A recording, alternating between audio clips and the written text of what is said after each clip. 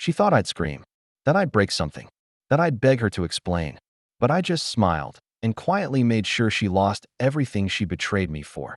Hey guys, our channel is new, so consider helping us reach our 1,000 subscribers. Thanks. Now let's begin. I met Claire when I was 28. She was 25. I was already working as a systems analyst for a financial firm in Chicago, organized, reliable, and boring by most standards. Claire was the opposite, chaotic, creative, and magnetic. She worked in interior design, always surrounded by color and people and sound. I liked how different she was. I thought it balanced me out. When we moved in together after a year of dating, it felt like the next step. She decorated the condo I bought and made it feel alive. I paid the mortgage and utilities. She handled the aesthetics, the atmosphere. We settled into a rhythm. Me out early, her sleeping in, her work starting late, and mine ending early. I cooked, and she lit candles. It worked. Or so I thought. The first signs were small. A text she quickly swiped away when I walked past. Hey, nervous laugh when she left the room to take a call. The sudden interest in late-night client meetings. But I didn't want to be paranoid. I didn't want to become one of those bitter, suspicious men. So I let it go. Until I couldn't. It was a Wednesday when it started to unravel. I had a late meeting canceled and decided to come home early to surprise her. I walked in, and the house was quiet. Her purse was on the counter. Her phone was charging in the kitchen. She was home. I called out. No answer. I headed upstairs. Our bedroom door was slightly ajar.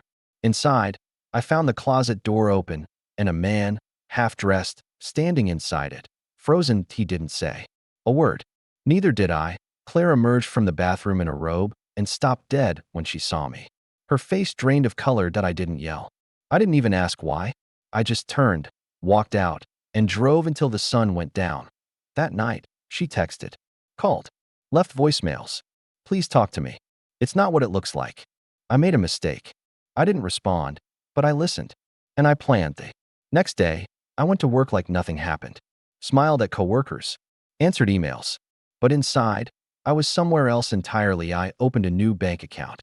Quietly transferred half of our savings into it. Opened a P.O. box. I changed the passwords on every financial platform I had. Removed her as beneficiary. Revoked her access to all joint accounts. Owly, carefully. I made copies of everything. Mortgage papers, car titles, and her signed acknowledgement of a no-cheating clause in our prenuptial agreement.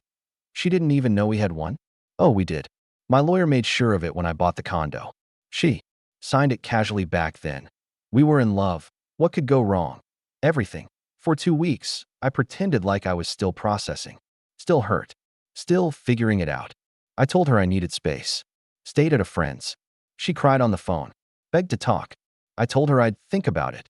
While she was busy feeling guilty, I was meeting with lawyers. Quietly pulling strings. Gathering evidence. She didn't even change her iCloud settings. So every message between her and the guy from the closet synced right to our iPad at home. I read everything. Every dirty text. Every plan is to sneak around a little longer. They thought I was stupid. That I'd never find out. That even if I did, I'd get over it. They were wrong. When everything was ready, I invited her to dinner. Candlelight. Her favorite wine. She thought it was reconciliation. Thought maybe we were healing. She smiled across the table and said, I'm so glad we're trying again. I nodded and handed her an envelope. What's this? My lawyer's contact info. And a breakdown of what you'll be keeping. She laughed. You're joking. I didn't laugh back. She opened the papers. Her face went white. You're divorcing me? She whispered that I nodded. With cause. You said we were okay. No, I said. You assumed I was okay. I was just being quiet. She started crying. Real tears this time. She said she could change. Said it was just a phase. Said it didn't mean anything. It meant enough for you to lie. Repeatedly, I said. You don't get to rebuild with the person you demolished. She tried to fight it at first. Got angry. Accused me of being cold, manipulative, and heartless. But the prenup held. The evidence was airtight. Her affair partner was married too. His wife used my screenshots in her own divorce case. They both lost their jobs. Her firm fired her the moment it became public.so. She went back home with her folks. I guess I did the same. After those times, she called and took it off the hook for a bit. Made sure to say sorry one time. Then just said, I hope all is well with you. I didn't give a hoot and never bothered to respond. But her face lingered in the background of my mind for a while. Not because I wanted her back, but because I had so much left unspoken. So much I wanted to yell, cry, and release. But instead, I journaled. Every single day, I let the pain bleed onto the page instead of into another person. I focused on myself. Therapy, gym, meal prep, sleep. I became obsessed with discipline. Not to control life, but to finally trust myself again. To know that I could survive anything. Even being betrayed by the one I loved the most. That I reconnected with old friends. Spent time with my brother's kids. Called my mother more. Life got quieter, slower, but richer. I wasn't chasing anymore. I was building. I remember the first day I truly laughed again. I was at a local cafe, watching two college kids argue about comic book movies, and something about their passion, their total lack of bitterness, reminded me of who I used to be. It made me smile, then laugh, and I knew I was healing. Months passed. I met someone at the gym. Her name was Emily. She was calm, steady. We talked between sets, then coffee, then dinner. She didn't ask too many questions. She didn't rush anything. She made space and let me step into it on my own. I told her the truth one night. About Claire. About what happened. I expected her to flinch, to pull back. Instead, she said, "It's not your past that matters to me. It's how you carried yourself through it." That night, I realized love doesn't have to come with pain. Claire texted again, just weeks ago. She said she heard I was seeing someone. Said she was happy for me. I didn't believe her. But I appreciated the irony. I didn't reply, because peace doesn't beg to be understood. And when you rebuild from nothing, you stop accepting pieces of the things that broke you. A few weeks after Claire tried reaching out again, I got a call from her sister. She was worried. Said Claire hadn't been the same. That she'd been drinking too much. That she missed me. I thanked her politely and ended the call.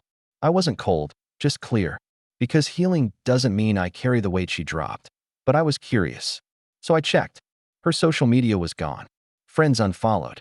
The interior design company she'd worked for had replaced her on their website. I heard through someone that she was bartending part-time at a quiet spot on the north side. And one night, without meaning to, I went there. I walked in just as her shift was ending. She spotted me. We locked eyes. She froze. "You look good," she said softly. "I feel good," I replied. She came around the bar, nervously smoothing her hair. "Can we talk? Just for a few minutes." I nodded. We stepped outside. "I know I hurt you," she began. "And I don't expect anything. I miss you. Not the life, not the house. You." I listened. I really listened. Because part of me had needed to hear this. Not for reconciliation, but for the full stop. "I'm not angry anymore," I said. "But I can't go back. Not because I hate you, but because I spent too long building the version of me that finally respects himself." She nodded slowly. "I understand. I hope you do." We said goodbye. No hugs. No promises. Just a shared silence that finally meant something. Since then, Emily and I have grown closer. We hike on weekends. We talk about the hard things without fear. Sometimes we sit in silence, and it's the most comforting thing I've ever known. This isn't just a story about betrayal, but it's about resurrection. About watching your old self burn and choosing to rise. Because sometimes the most powerful revenge isn't destruction, it's peace. And peace, finally, is all I want to protect.